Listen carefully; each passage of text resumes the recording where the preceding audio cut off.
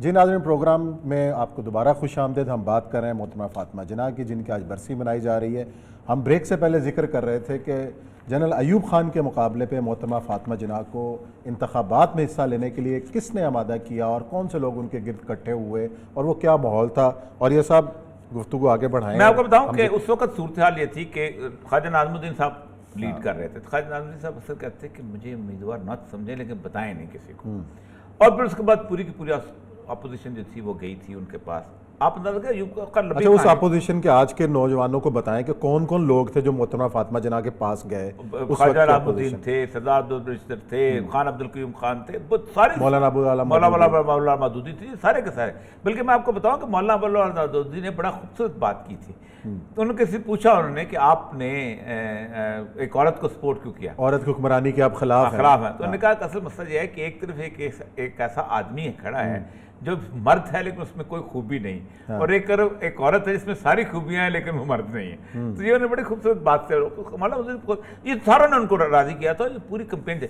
मैंने फातिमा जिन्ना का एक जलसा खुद अटेंड किया हुआ दिसंबर में, खैर गुजरात आई थी हॉर्स शो ग्राउंड में, और हबीब जालब ने उस ग्राउंड में पहली दफा ऐसे दस्तूर को सुबह मैं नहीं मानता, मैं नहीं जानता वो सुनाई थी, दीप जिसका महल्लात। और आप सोच ही सकते कि वो कैफियत थी कि जो बीडी मेंबर थे ना अयूब खान के, वे मुंह छुपाते फिरते थे उस वक्त। गुलाब का निशान था इसका, और गुलाब के निशान के साथ ये, और वो हमारे एक डॉक्टर होते थे, वो डॉक्टर ने गुलाब का निशान उनका खास तौर पे लगाया हुआ था, और वही उनके साथ साथ होते थे। वो कादियानी वैसे बेसिकली। अच्छा, ये भी एक बड़ा सवाल होता है कि अगर उस वक्त के इंतखाबात फ्री एंड फेयर होते, फातिमा जिन्ना जीत जाती, और आज का पाकिस्तान कैसा होता? देखिए 2 जनवरी वो ये बड़ा सवाल उठा था 2 जनवरी को इलेक्शन हुए, और कुछ अर्से के बाद रिजल्ट निकल आए थे। 2-1 दिन के बाद वो फिर हंगामा शुरू हो गया था, कराची में हंगामा शुरू हुआ था, ढाका में हंगामा शुरू हुआ था। लेकिन 2 जनवरी के कुछ 4-5 महीने के बाद, 6 महीने के बाद पाकिस्तान की इंडिया की जंग शुरू हो गई, 65 की जंग शुरू। तो जो लोग अयूब खान के हामी थे वो सवाल करते थे, देखो अगर यहाँ फातिमा जिन्ना होती तो आज क्या होता, बस नहीं हो। लेकिन मुझे इतना पता है कि अयूब खान को आप बेशक डिक्टेटर कह दें, कुछ कह दें, अयूब खान अगर इनको साथ लेके चलता तो ज्यादा बेहतर डिलीवर कर सकता। कोई डिलीवरेंस उसने की थी, अगर इनको साथ लेता तो और ज्यादा अच्छा। ये जो उसने हमारे यहाँ सारा मसला, पाकिस्तान की खराबी ये है कि पाकिस्तान के अंदर जो डिक्टेटर मिलता है वो बेनेवोलेंट नहीं मिलता, और जो जमहूरियत पसंद होता है वो डिक्टेटर बन जाता है। ये पाकिस्तान की अजल से बदकिस्मती चली आ रही है। वरना इकोनॉमिस्ट कहते हैं कि बेहतरीन तरक्की को मुल्क बेनेवोलेंट डिक्टेटर के जमाने में करता है। अब देख मुखलिस है ना, चाइना की लीडरशिप डिक्टेटरशिप है। उसने बौद्ध तंग का नजरिया बदल दिया डेंग जियाओपिंग ने, लेकिन कौम बना दी। उसने कहा खत्म, डेढ़ सौ कौम बन गई। लीक्वान हुआ सिंगापुर की इसकी मिसाल है, मातुर मोहम्मद मलेशिया की मिसाल है। ये सारे लोग कौन थे? तो बहरहाल चलें जी, ये तो बड़ा इंपॉर्टेंट मौजू था जिस पर बात की। और एक और बड़ा अहम मौजू है, वो है भारतीय पंजाब में, भारतीय पंजाब का पानी। हमारे साथ तो इंडिया जारियत कर ही रहा है, अपने सिखों के साथ, उधर के रहने वालों के साथ भी कर रहा है। इसका क्या करेंगे? एक छोटी सी एक डॉक्यूमेंट्री सी है कि हो क्या रहा है, ताकि आपको मसला समझने में आसानी रहे। पंजाबी में है, मेरा ख्याल आपको बखूबी समझ आ जाएगी। और चलाएं जरा उसको। डैम ते ब्यास दे पानी नूं बन्न ला लिया।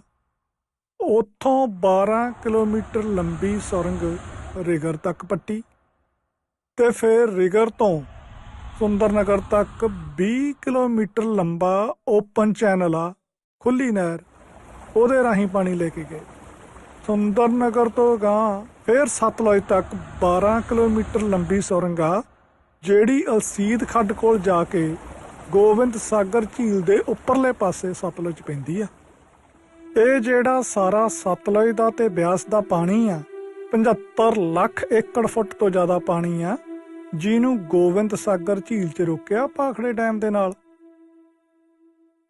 ਤੇ ਭਾਖੜੇ ਤੋਂ ਜਿਹੜਾ ਪਾਣੀ ਛੱਡਿਆ ਵੀ ਜਾਂਦਾ ਟਰਬਾਈਨਸ ਦੇ ਥਰੂ, ਉਹਨੂੰ 13 ਕਿਲੋਮੀਟਰ ਹੇਠ ਆ ਕੇ ਨੰਗਲ ਡੈਮ ਤੇ ਰੋਕਿਆ ਹੋਇਆ।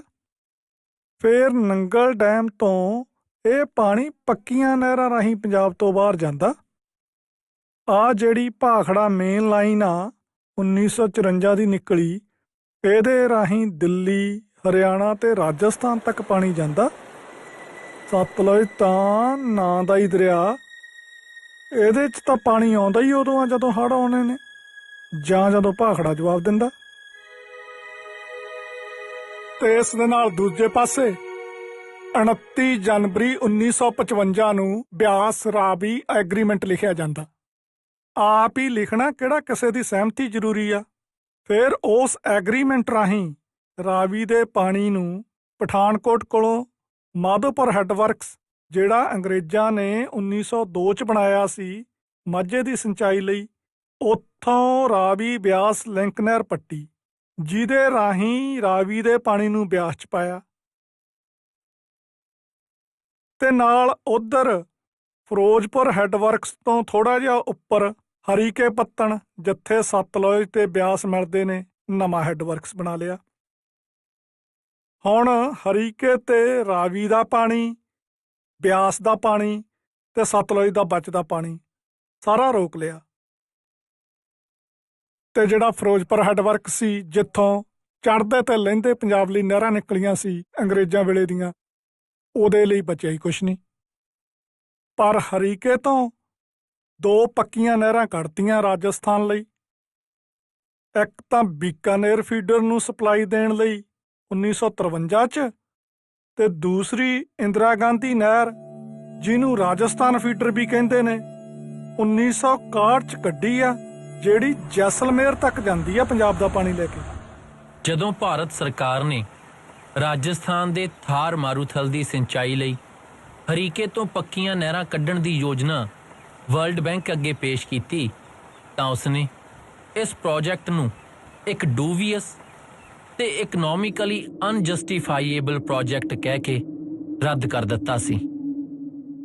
ਵਰਲਡ ਬੈਂਕ ਦੇ ਮਾਹਰਾਂ ਦੀ ਟੀਮ ਤਾਂ ਇਹ ਕਹਿੰਦੀ ਆ ਕਿ ਆ ਜਿਹੜਾ ਕੰਮ ਤੁਸੀਂ ਕਰਨ ਲੱਗੇ ਹੋ, ਇਹ ਪਾਣੀਆਂ ਦੀ ਵੀ ਬਰਬਾਦੀ ਆ ਤੇ ਪੰਜਾਬ ਦੀ ਵੀ, ਪਰ ਉਸ ਦੇ ਬਾਵਜੂਦ ਨਹਿਰਾਂ ਕੱਢਤੀਆਂ। 650 ਕਿਲੋਮੀਟਰ ਲੰਮੀ ਦਰਿਆਨੁਮਾ ਇਹ ਨਹਿਰ ਬੀਕਾਨੇਰ ਤੇ ਜੈਸਲਮੇਰ ਦੇ ਮਾਰੂਥਲ ਨੂੰ ਆਬਾਦ ਕਰਨ ਲਈ ਪੰਜਾਬ ਦਾ 7.6 ਮਿਲੀਅਨ ਏਕੜ ਫੁੱਟ ਪਾਣੀ ਲਿਜਾ ਰਹੀ ਹੈ। ਪੰਜਾਬੀਆਂ ਨੂੰ ਇਹ ਕਦੇ ਵੀ ਉਮੀਦ ਨਹੀਂ ਸੀ ਵੀ ਜੋ ਆਜ਼ਾਦੀ ਲਈ ਉਹਨਾਂ ਨੇ ਇੰਨੀਆਂ ਕੁਰਬਾਨੀਆਂ ਕੀਤੀਆਂ, ਉਹੀ ਆਜ਼ਾਦੀ ਉਹਨਾਂ ਦੇ ਪਾਣੀ, ਸੱਭਿਆਚਾਰ, ਬੋਲੀ, ਹਰ ਇੱਕ ਚੀਜ਼ ਨੂੰ ਹੜੱਪ कर जूगी। जी औरिया साहब, पंजाब ने पंजाबी की बोली तबाह की इन्होंने, उनका पानी ले गए और उनकी आज़ादी को ले गए, जिसके लिए उन्होंने कहते हैं हमने इतनी कुर्बानियाँ की थी। ज़रा बात है इधर से माइग्रेट करके उधर आए थे ये वो। अब देखें आप के रीचे राजस्थान का इलाका जो है, ये जो अंग्रेज़ के ज़माने में ये जो हम पंजाब जिसमें रहते हैं, ये पूरे इंडिया को फीड करता था। गंदम यहीं से जाती थी, चावल यहीं से जाता था, कपास यहीं से जाती थी, हर चीज़ें। और ये अंग्रेज़ ने उस ज़माने के अंदर कुछ नहरें निकाली थी, क्योंकि सारे दरिया तो यहीं इस इलाके, पाँचों के पाँचों दरिया, थोड़ा सा एक हिस्सा निकाल के पठानकोट का, सारे यहीं पर बहते हैं।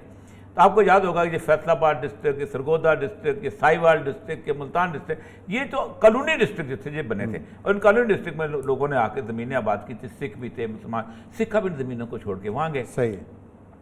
वहाँ अब उन्होंने ईस्ट पंजाब को उन्होंने पहले एक ग्रीन वो जैसे कहता है बास्केट बनाने की कोशिश की, नहरें निकाली, अंग्रेज भी निकाल गया था, फिरोजपुर वो जो कहता है भाखड़ा और ये सारा कुछ। अब 50 से, और इसमें मोदी नहीं, हर हिंदू सरकार शामिल, हाँ वो कांग्रेस हो या कोई और हो, उन्होंने रेगिस्तानी इलाका जो कि थर है, जो कि मुकम्मल तौर पे दूर दराज का इलाका है, जिसकी अपनी एक प्रेफरेंस है, मतलब ये ऐसे ही है ना कि दुबई और सऊदी अरब में हम नहरें लेके जाएं, पानी पाकिस्तान से टनल निकाल के समुद्र के अंदर से, वो पूरी की पूरी टनल निकाल के वो सारा 7.6 मिलियन हेक्टेयर जो पानी है वो उसको वहाँ लेके जा रहे हैं। अब वर्ल्ड बैंक की भी कि ये अनसक्सेसफुल किस्म का ये प्रोजेक्ट है, पैसा बहुत लगेगा, और पक्की नहरें खोद के, क्योंकि कहीं हर बात है उड़ता है तो पानी जो है जज्ब हो जाता है, रेगिस्तान है। ये है पंजाब के खिलाफ सबसे बड़ी साजिश। अब लोग कहते हैं इंडिया जो है वो पाकिस्तान से जंग करेगा। आप जब बजाय इस किस्म की कैफियत के अंदर बॉर्डरिंग पंजाब हो और बॉर्डरिंग कश्मीर हो, जहाँ रोज आप एक दो बंदों को शहीद कर देते हैं, आप मुझे बताएं वहां से फौज जो है वो ट्रेवल करके पाकिस्तान के बॉर्डर पे सेफली आ सकेगी? नहीं आ सकेगी। लेकिन एक जुनून है जो कि मोदी के अंदर इस वक्त पैदा हुआ है, और वो समझता जो है कि वो राजस्थान की पुरानी जो है ना राजाओं की सरजमीन जो है उसको आबाद किया जाए और कुछ ये किया जाए, और वो सबसे ज़बरदस्त। ये असल में हमने खास तौर पर 4 मिनट किसी से बताएंगे कि ये हमारा व्यू नहीं है। उनका इंडिया अपना के है। देखने वाले जो हैं सिख, जो कि बाहर पूरी दुनिया में देख रहे हैं, जो वो बताएं कि ये उनका व्यू है, और वो कहते ये हैं कि हमने सिखों ने, और देखिए इंडिया के अंदर पाकिस्तान में तो तकरीबन हर बंदे ने कुर्बानी दी क्योंकि मुसलमान वहां से माइग्रेट करके आया था। इंडिया में सिर्फ पंजाबी सिखों ने कुर्बानी दी। बिल्कुल सही बात। इंडिया में दिल्ली में बैठा हुआ हिंदू आराम से बैठा हुआ था, कलकत्ता में बैठा हुआ हिंदू आराम से बैठा हुआ था, इवन साउथ में बैठा हुआ हिंदू आराम से बैठा रहा, उसको तो कुछ नहीं हुआ। उसने सिर्फ मुसलमानों को मार भगाना था, उसने जितने मुसलमान कोशिश की मार भगा दी। लेकिन सिख तो वे, और सिखों के साथ तो इंडिया ने वो जुल्म किया है कि इनको जितने भी सिख यहाँ से माइग्रेट करके आए उन्होंने पंजाब में आबाद नहीं किया। आनंद लोग पंजाब के मुसलमान अपनी जमीनें जायदादें छोड़ के आए थे। सही। इनको किसी को भेजा कलकत्ता में, किसी को भेजा जनाब वो जैसलमेर में, किसी को भेजा जनाब इवन 4-4.5 लाख सिख जो थे वो तो दिल्ली में आबाद किए। और वो दिल्ली के जो सिख थे, ये वही सिख थे जिनको 1984 में जब इंदिरा गांधी को मारा गया है, जब बेअंत सिंह ने मारा है, तो आप सोच नहीं सकते ऐसी दर्दनाक कहानियां सिख सुनाते हैं।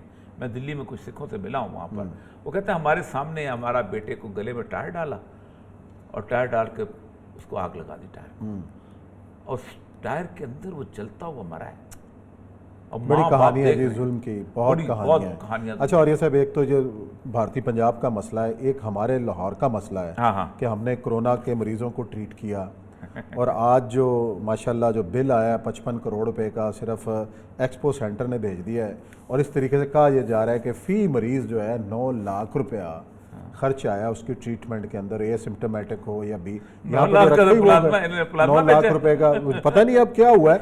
हालांकि हमारी जो वजीर सेहत है पंजाब की, वो पहले क्या फरमाती रही हैं वो पहले सुन लें, ज़रा सुना दें हमारे नाजरीन को भी, फिर इस पर बात जारी रखते हैं। सुनाए ज़रा। उन्होंने कहा कि जी 96 करोड़, मैं ये गलत फहमी दूर करना चाहती हूँ।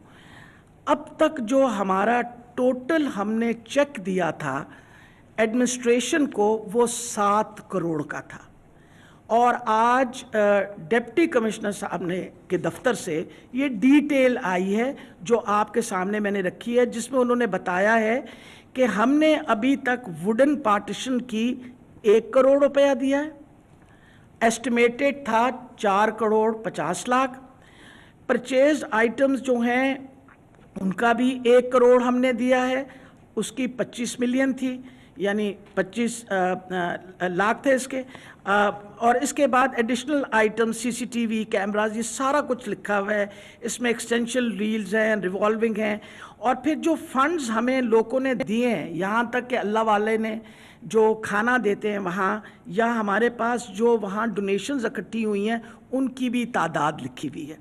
जो सबसे इम्पॉर्टेंट चीज़ है जिस पे उन्होंने फरमाया कि जी हमारा फोरेंसिक ऑडिट होना चाहिए, तो मैं आपको बता दूं कि कोई काम जब हुकूमत का होता है तो उसकी थर्ड पार्टी इवैल्यूएशन ज़रूर होती है, ख़ास तौर पे ऐसी सिचुएशन में जब आप हंगामी बुनियाद पे काम करें। इसमें ख़ास तौर पे आइटम लिखा हुआ है, the quantity of purchased and rental items installed at expo centre field hospitals have to be checked and verified through third party validation which was conducted by Brigadier Saeed Ahmed Malik, resident engineer NESPAC। और ये जो report है ये dated 15/4/2020 और AC model town की उसकी, और उसमें डोनेशन लिखी हुई। ये सारी चीज़ों की रिपोर्ट जो है ये जब तक हमारे पास मुकम्मल तौर पे आएगी नहीं, हम मज़ीद आगे कोई पेमेंट नहीं। जी, और ये सब मेरे सामने बिल पड़ा हुआ है और साथ उसकी एक फिक्रेत दो सुनाता हूँ, ये काफ़ी है कहने के लिए। ये उन्होंने एक्सपो सेंटर को, हम कहते हैं अक्सर, हम तो समझ खाला जी का वाड़ा समझते हैं ना कि बाप उसको कर दिया, इस्तेमाल कर लो। अब एक्सपो सेंटर एक एंटिटी है, बिल पे करता है, सारा कुछ करता है, लोगों की तनख्वाहें हैं, लोगों ने हर चीज़ उसकी बंद करा के ये शुरू कर दी। उन्होंने एक भेजी है, इनवाइस भेजी है कि 1 मई 4 से 2020 से लेके 19 मार्च से ये इनवाइस पीरियड 30 अप्रैल तक है। इनवाइस उन्होंने कहा अमाउंट पे इंक्लूडिंग टैक्सेस मिला के ये बनती है 16 करोड़, ठीक है, इतने कुछ लाख, और ये कुछ 37 करोड़ के करीब ये टोटल बनती है 2 दिनों। इसमें फिक्र मैं सुना देता हूँ। वो कहता यह है कि we have already explain several times, मैंने बहुत दफ़ा आपको बताया that expo centre Lahore is not receiving any budget from the government. आप बजट हम खुद चलाते हैं for its day to day operation, so the payment of the expo investor will be essentially required to ensure the smooth functioning of the expo. उसके बाद उसने एक और बात की है, उसने कहा आप ये जो खाला जी का वाड़ा का हमने पाक ये कर दिया, उसने कहा due to this non payment from your side exo centre could not pay its utility bill for the last month which may cause the disconnection of the utility services from the respective organizations। वाह जी वाह। यानी अगर हमने bill न दिया इमरान खान साहब की ये बुजदार साहब है, बुजदार ये तो साहब, अच्छा बुजदार साहब, बुजदार साहब, खान साहब तो उधर अच्छा नहीं नहीं नहीं वसीम अकरम प्लस। अच्छा चले जी, वसीम अकरम। हाँ तो वसीम अकरम प्लस तो पीछे देखिए एक बात सुने, वसीम अकरम खेल रहा हो तो पीसीबी का चेयरमैन बेशक खालिद महमूद हो, हम कहेंगे जरूर उसको हमारा यार है बेशक जो कुछ किया, ठीक है वसीम अकरम उसका। लेकिन एक बात बताऊं कि ये वो कहते हैं कि हैं कि ये इसका मतलब ये है कि आपने अगर तो कल अगर बिजली कट जाती है और कल अगर वहां पर वो हो जाता है अपना पानी और गैस कट जाता है तो आप क्या करेंगे? और सबसे बड़ी बात है कि बिजली कटने से ये नहीं होता कि पंखा एसी बंद हो जाएगा, वो तमाम वेंटिलेटर्स बंद हो जाएंगे, नहीं वहां पे तो तमाम लगे नहीं, ऑपरेशन बंद हो जाएंगे। वहां पे तो लगे नहीं, वो तो सिर्फ एक आइसोलेशन सेंटर नहीं है, आइसोलेशन सेंटर और के अंदर उसमें ऑक्सीजन की थोड़ा सा- ऑक्सीजन मैंने देखा खुद लगी ऑक्सीजन की है, वेंटिलेटर में भेजते हैं अब वो तो फिर मेयो मेया सर्विसेज। बाकी तमाम चीजें तो बंद हो जाएंगी ना, आपको भी सारी ऑपरेटिव मशीनें जो लगी हैं सारी की सारी बंद हो जाएंगी। तो जाहिर बात है लेकिन ये एक और शाहकार है जो सामने आ शाहकार रहा है। और मैं आपको रोज से एक रोज बताऊं नई इमरान नई खान, चीजें मैं बार सामने बार आ इस रही बात को दोहराता हूं कि 2 साल का मेरा तजर्बा ये आ गया है, मैं इस नतीजे पे पहुंचा हूं कि बेईमान आदमी जो है ना, ये हम आपका समझते कल थे बड़ी, बहुत बड़ी आपकी लेदे हुई है इस फिक्रे के ऊपर के जी ये जो ना आपने बेईमानों को सपोर्ट कर दिया। नहीं, मैं सपोर्ट नहीं किया। हाँ मैं एक बात बताऊं आपको, वाकया सुनाता हूं, थोड़ी देर वेट रोक ले। हाँ हजरत अली ने एक साहब थे अबू मूसा अशरी, अबू मूसा अशरी को अपनी तरफ से नेगोशिएशन के लिए लगाया था और लगाया था कि आप जाओ, बड़े सादा आदमी थे, बिल्कुल दरवेश आदमी थे, कि तुम अमीर माविया के अमर बरलास के साथ तुम वो करो मुज़ाकरा जंग सफ़ेन के आखिर में। तब वो मूसा अशरी और दोनों ने मिलकर कहा कि देखो उम्मत बहुत लड़ रही है, कत्ल खून बहुत हो गया, तो हम दोनों को बिठा देते हैं, ख़त्म कर देते हैं और कोई उम्मत नया खलीफा चुन ले। मैं माविया को करता हूँ, आप अली को कर लें। तो जिस वक्त सारे इकट्ठे हो गए सफ़ेन के अंदर, आया तहकीम का जब कहते हैं, तो उन्होंने मरमर लाश ने कहा कि आप ज़रा खड़े होकर ऐलान कर दें अपने बंदे का कि मैं उसको बिठाता हूँ। होना तो इकट्ठे थे, उन्होंने मूसा सादा आदमी थे, उन्होंने खड़े होकर तो कह दिया कि मैं हज़रत अली को माजूल करता हूँ अपनी तरफ से, अब आप करें। तो उन्होंने खड़े होकर कहा कि आपने तो माजूल कर दिया, मैं माविया को माजूल नहीं करता, और वो तलवारें निकलें इसको, अब वो खलीफा। यही अबू मूसा अशरी, इनके बारे में शूरा ने रिकमेंड किया हजरत उमर को कि इनको गवर्नर लगाया जाए। हजरत उमर ने कहा गवर्नर किसी तेज आदमी का काम है भाई, ये दीनदार आदमी, तहज्जुद गुजार आदमी, नेक साले, ये काम नहीं है। इंतजामी सलाहियतें को होना जरूरी है। इंतजामी सलाहियत के बगैर गाड़ी पकड़ाना जो है उससे बेहतर है कि किसी ऐसे आदमी के पास रहे तो 4 लीटर पेट्रोल चोरी करता रहे, गड्डी से चला दे, गड्डी से चलाए यार, पहुंचाएगा तो सही। चलें जी, और इस यहाँ ब्रेक का वक्त है, ब्रेक के बाद आएंगे और जिक्र करेंगे तुर्की की काला अदालत का जिसने आया सूफिया को दोबारा मस्जिद बनाने का हुक्म जारी किया, इसका क्या आगे चल के इम्पैक्ट होगा, इस पर बात करते हैं ब्रेक के बाद।